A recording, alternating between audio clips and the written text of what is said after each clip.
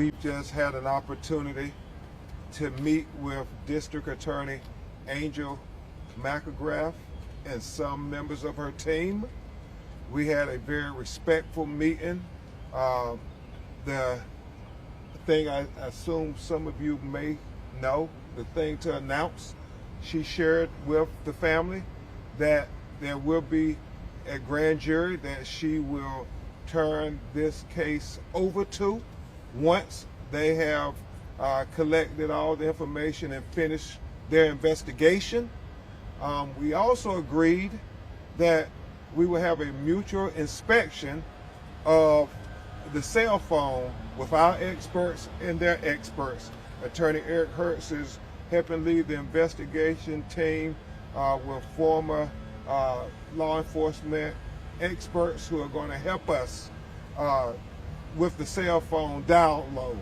So everybody will be able to see at the same time what the cell phone has. We also talked about trying to make sure we dot every I and cross every T.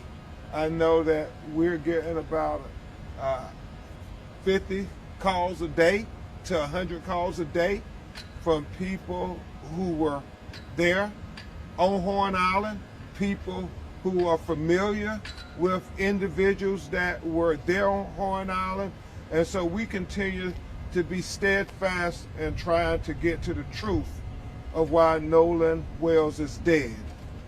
At this time, we'll have Attorney Hertz say a few words, and then Christine and Elmore will just talk about the homegoing services and celebration for Nolan, and then we'll take a few of your questions. Attorney Eric Hertz. Thank you. Right now, there's a lot of unanswered questions. We appreciate the district attorney meeting with us, but because of certain types of confidentiality that even the victims are not allowed to know, we did not get all the answers we want. We have an independent investigation going on that involves former law enforcement, federal agents that are going to be looking into all the different information we got. The calls are coming in and we're getting a lot of information. Some of the people that I spoke to are not talking with law enforcement here. We're going to be trying to get them to cooperate with each other because we want to make sure the narrative, which has been put out that is false, is going to be corrected. So at this point, we just ask everybody to keep calling in if you have any information and let us know. And I personally, if we validate you're a legitimate call, we'll call you and talk to you. And I thank you all for showing up today.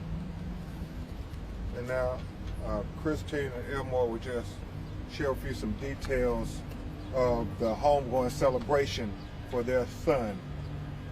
Hello everyone. So the homegoing celebration, the funeral will be held at Center Point Church in Ocean Springs.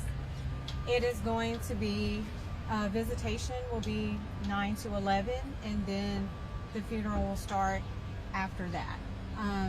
The plan is for the repast because, again, we want to celebrate Nolan. And he would not want us to be sitting around crying and eating. And so what we're going to do is kind of have a party to celebrate him, and that'll be held at the Jackson County Fairgrounds. So we really do want to keep it for family and friends. We are going to allow media to come in as well. And lastly, his teammates. Oh, absolutely, teammates. We've already contacted Coach Les George because we want to make sure that those guys are there. Former teammates from high school, middle school, teams that he played against. You guys are all welcome, but of course, we want to make sure that our families for sure and close friends get there. So I do want to just say, for those of you, again, if you are having protests, even the day of his service, I am asking you guys to just keep it peaceful. Nolan would never want any type of violence or anything like that. He was not that kind of person. So if you guys would, again, just be peaceful. And to the community, thank you so much. just the outpouring of love, support. We've had some local officials, Mayor Casey Vaughn from Gaucher has reached out to us. Oh my gosh, I can't even tell you. He has, it's almost been every day. He's been texting to check on us. Also, Jeffrey Hullum, thank you so much. He's been texting pretty much every day. Receiving a lot of stories from Nolan's teachers, which just warms my heart, his classmates, teammates. So again, for those of you who have donated to the GoFundMe, once again, I stress, if you are not financially able to, we're not begging for that money, okay? If you're not financially able to, we understand.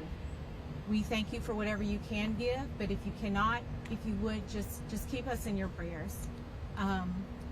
And to his friends, stay strong, and please just take care of your mental health, because I know this is a lot. It's a lot for us, and I know you guys are feeling some of that too. So thank you all.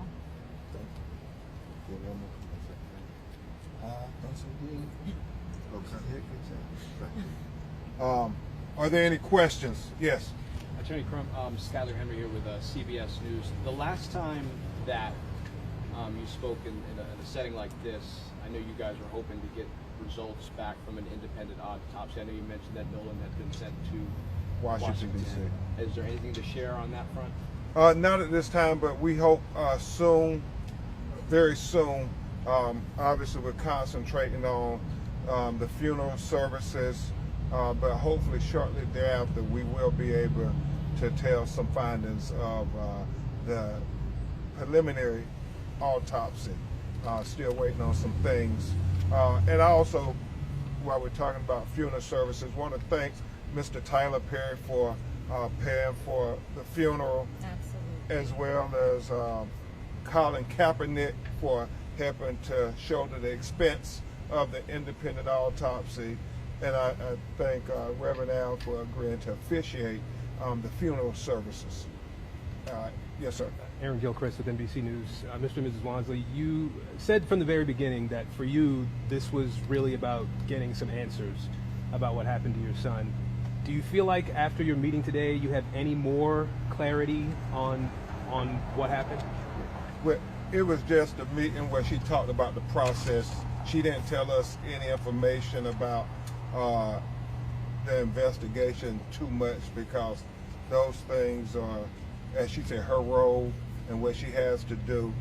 But they still have questions, and that's not insignificant to this meeting. It's just in general. Every morning they wake up and there's a hole in their heart, and they are trying to say, what happened to my son?